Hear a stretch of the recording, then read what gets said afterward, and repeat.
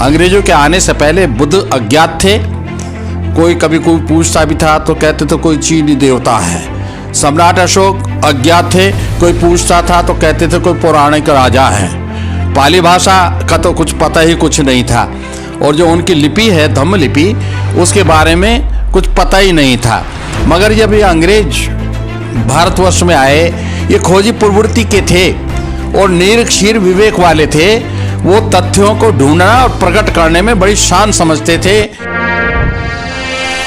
आप देख रहे हैं सम्यक इंडिया टीवी। जय भीम साथियों, सम्यक इंडिया टीवी में आप सभी का स्वागत है। एक महत्वपूर्ण विषय को लेके हम लोग आपके लिए लेके आए हैं। भगवान बुद्ध को लाइट ऑफ एशिया क्यों कहा जाता है, आज जानेंगे, इस पे विचार लेंगे, चर्चा करेंगे बौद्धाचार्य संत श्री बौद्ध जी से। मैं स्वागत करता हूं सम्यक इंडिया टीवी में। बौद्धाचार्य जी, स्वागत है आपका। जय भीम। थैंक यू भाई हेमंत, और थैंक यू आपके सम्यक इंडिया टीवी के लिए भी और पूरी टीम के लिए। आज आपने जो सवाल पूछा, बहुत ही कुछ इस संबंध में जानना समझना ज़रूरी है। भारतवर्ष में ब्रिटिशर्स के आगमन के साथ दुनिया के सबसे महान व्यक्तित्व भगवान तथागत सम्यक संबुद्ध और दुनिया के सबसे प्रसिद्ध चक्रवर्ती सम्राट अशोक और पाली भाषा, प्राकृत भाषा, और उसके साथ ही जिसको ब्रह्म लिपि कहते हैं ना, उसका असली नाम है धम्म लिपि, क्योंकि सम्राट अशोक ने अपने शिलालेखों में उसका नाम धम्म लिपि लिखा है। अब पता नहीं ब्रह्म लिपि कहाँ से आ गया। तो ये सब चीज़ें विलुप्त थीं। अंग्रेजों के आने से पहले बुद्ध अज्ञात थे। कभी कोई पूछता भी था तो कहते थे कोई चीनी देवता है। सम्राट अशोक अज्ञात थे, कोई पूछता था तो कहते थे कोई पौराणिक राजा है। पाली भाषा का तो कुछ पता ही कुछ नहीं था, और जो उनकी लिपि है धम्म लिपि, उसके बारे में कुछ पता ही नहीं था।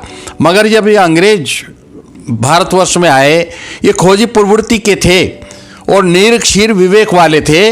वो तथ्यों को ढूंढना और प्रकट करने में बड़ी शान समझते थे। वो इसके पीछे उनका और कोई मंतव्य नहीं होता था। तो उस एक यहाँ पर पत्रकार आए जो बहुत बड़े प्रसिद्ध पत्रकार थे इंग्लैंड के। नाम था उनका सर एडविन अर्नोल्ड। वो जब यहाँ भारतवर्ष में आए और यहाँ आकर उन्हें जब भगवान बुद्ध के बारे में पता चला, जो अंग्रेजों ने खोज के निकाला था, तो उनकी महानता से बड़े प्रभावित हुए। और इतने प्रभावित हुए कि उन्होंने अंग्रेजी का एक महाकाव्य लिख दिया और उस भगवान तथागत सम्यक संबुद्ध की महानता को स्थापित करने वाले उस महान ग्रंथ का नाम रखा गया द लाइट ऑफ एशिया।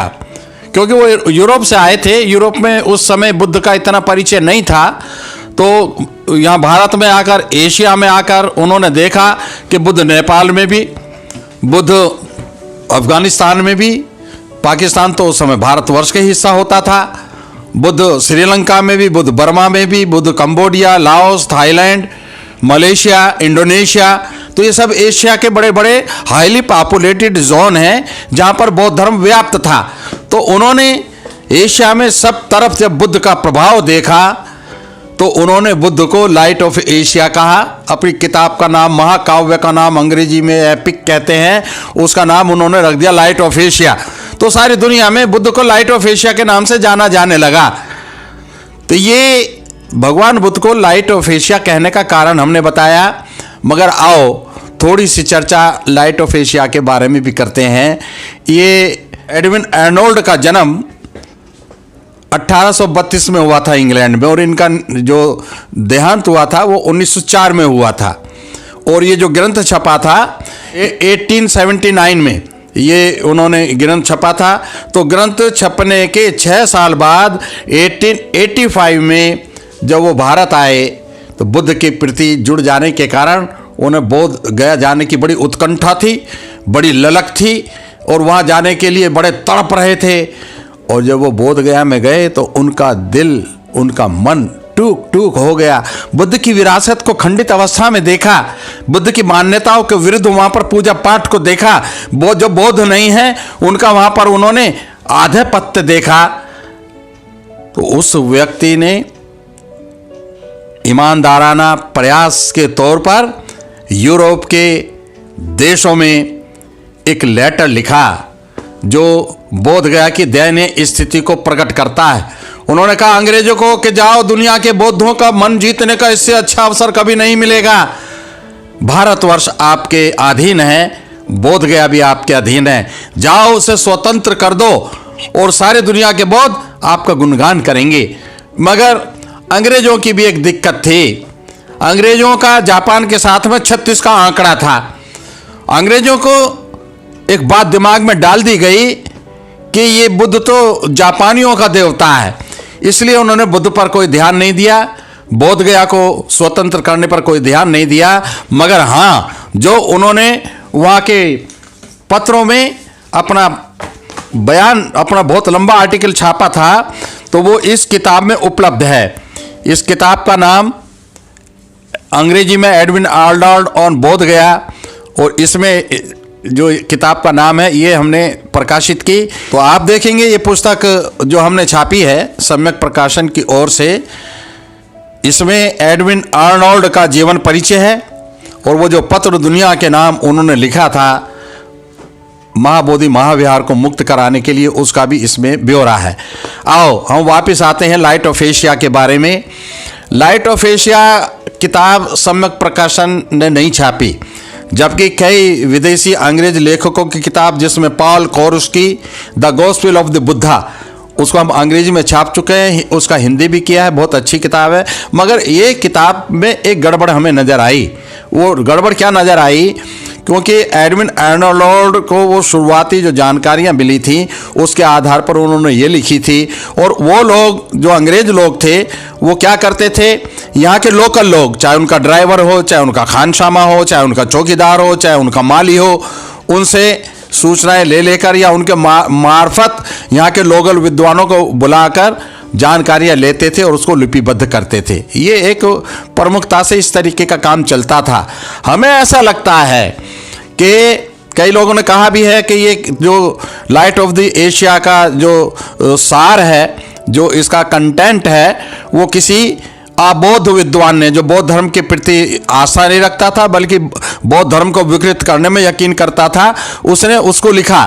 और वो लिखने के बाद ये किताब उन तक पहुंची।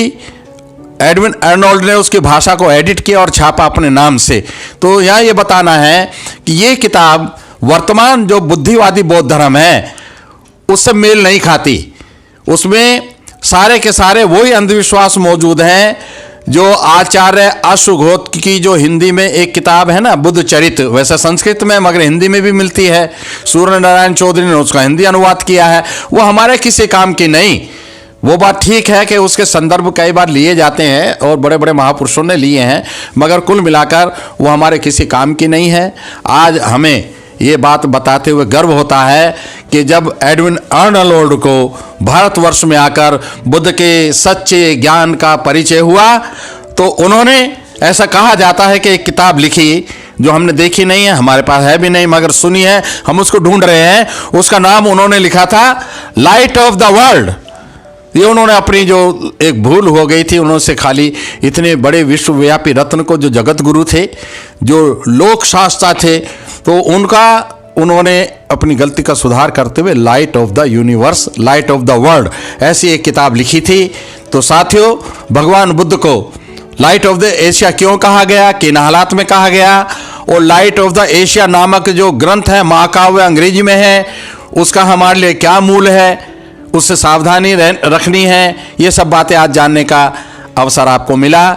इसके लिए सम्यक इंडिया टीवी की सारी टीम को मैं धन्यवाद करता हूं। और ये जो जिस व्यक्ति ने, हमारे जिस श्रोता ने ये हमें इस पर विचार व्यक्त करने का अपना एक कमेंट लिखा था, उनके प्रति भी हम धन्यवादी हैं। इन्हीं शब्दों के साथ आप सबको नमो बुद्धस। साधुवाद बोधाचार्य जी, आपका बहुत ही सुंदर तरीके से, बहुत ही अच्छे तरीके से सिंपल शब्दों में हमें समझाया, और ये वीडियो महत्वपूर्ण है। आपसे गुजारिश है कि इस वीडियो को ज़्यादा से ज़्यादा फैलाइए, कमेंट कीजिए, वीडियो लाइक कीजिए। जय भीम, जय भारत।